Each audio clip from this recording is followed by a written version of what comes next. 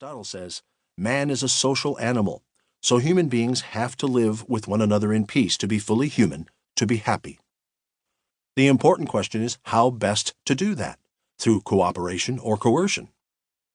The benefit of cooperation is that people may choose whether to participate. This makes cooperative behavior self-correcting, because people will tend to want to cooperate in ventures that increase their happiness and to avoid ventures that do not. Businesses with quality products, low prices, and friendly service will tend to attract customers.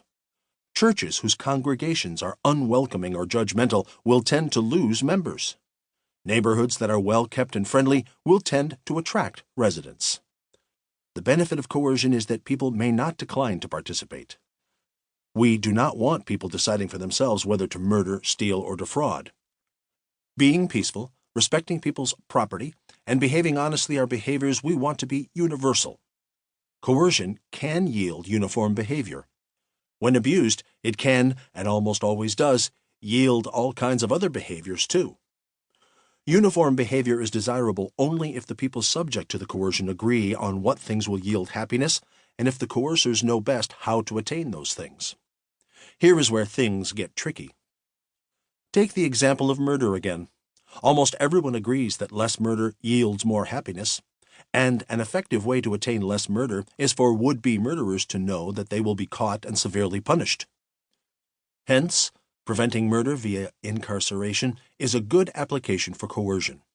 But what about banning firearms? Is that an effective way to achieve lower murder rates? Is such a ban a good application for coercion? On these issues, there is significant disagreement.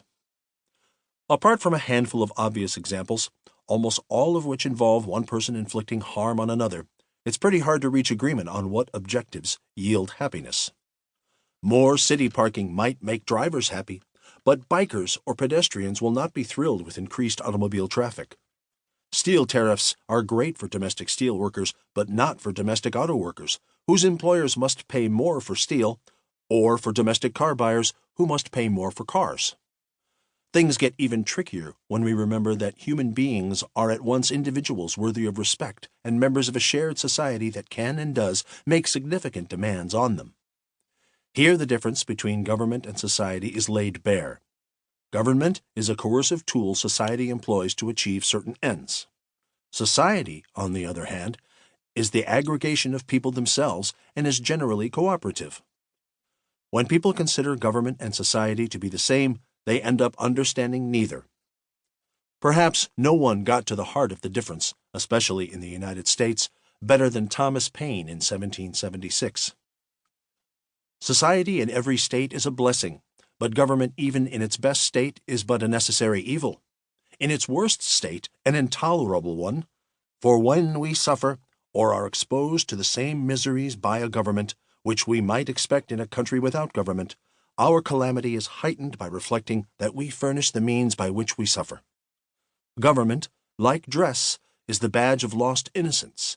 The palaces of kings are built on the ruins of the bowers of paradise.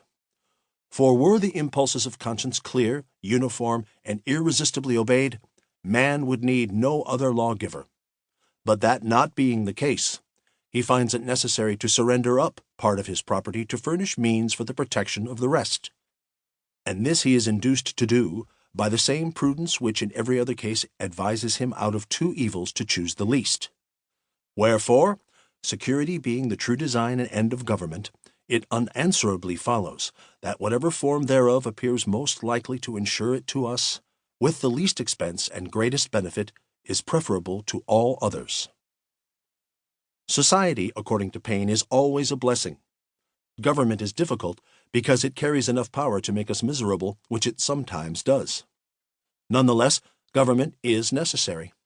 On this point, nearly every great thinker agrees, but no one put it more clearly than Thomas Jefferson in the Declaration of Independence. There, like Paine, he asserted that government exists to effect the safety and happiness of the people, which it does by securing their rights.